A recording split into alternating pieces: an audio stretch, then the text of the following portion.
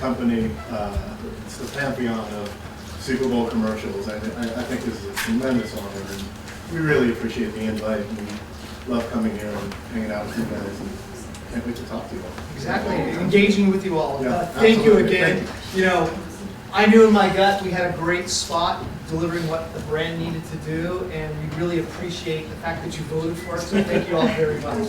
It's a really important study here that brands can turn around.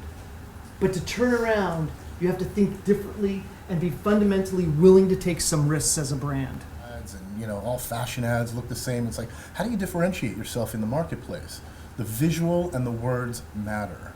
Okay, they really, really matter. Every choice we think about, every headline, every tweet, every piece of copy has to have your brand's feeling in it. Which really brings us to what we call the big stage, the biggest platform, why we're here today. But high risk, but high rewards. The average spot on the Super Bowl this year was $5 million for a 30-second spot. $5 million. What would you do if your competitor spent over $71 million to run an ad that used the wrong data about your company and mislead America? And T-Mobile got 0. Well, T-Mobile hired the perfect celebrity who knows a thing or two about getting things wrong. I have to apologize. I will take responsibility for this. It was my mistake.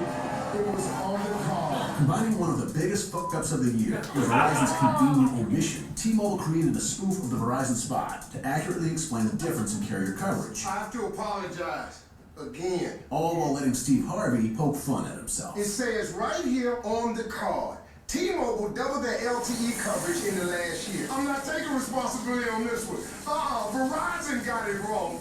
Yes! Airing during the second quarter of Super Bowl 50, the spot was an instant success. And Harvey, well, he was back in the spotlight, but this time for the right reasons. Steve Harvey, we all remember what happened in this Universe pageant?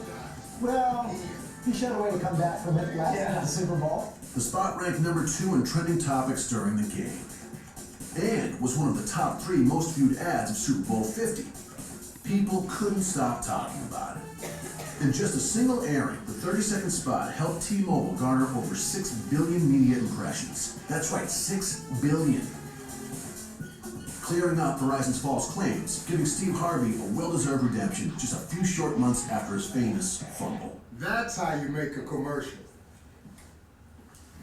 Rarely do brands actually take over competitor brands' social. On Super Bowl Sunday, 55% of the conversation on Verizon's handle was about T-Mobile. Apologize, I am Steve Harvey, got it wrong, takes more balls at T-Mobile. You just don't see that. I mean, let me tell you, trust me, if I was the social manager of Verizon and that happened to my brand that day, I probably wouldn't have a job. Because they didn't go in, they didn't know what to do because that spot had not been released before the game. We had elected to keep that spot. Verizon spent $50 million sponsoring the Super Bowl.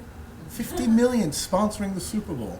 And their Twitter handle was over 50% about us. It shows a lightness of being.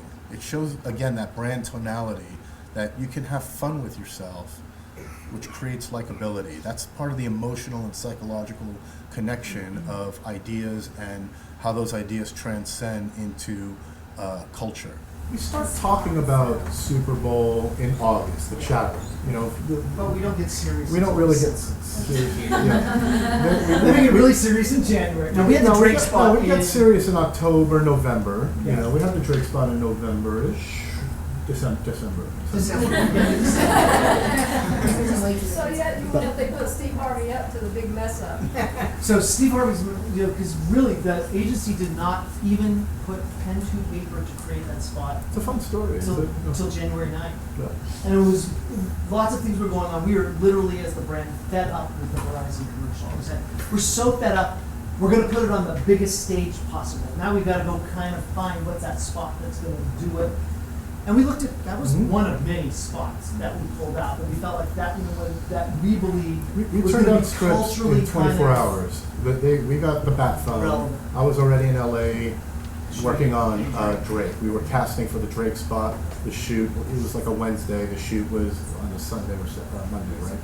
Back phone, like we want to go after Verizon within He hung about a up on second. me So no, first. Just so like, you I was know. like, you dream on. Yeah, right. So then, 24 hours later, we presented. 14 hours later, the creatives present to me the ideas. I vetted them down to, okay, I got shotgun this because it's Fast and Furious, so I presented 10 scripts to Peter. Usually I try to keep it 5 or lower, right? But, one spot, 10 scripts.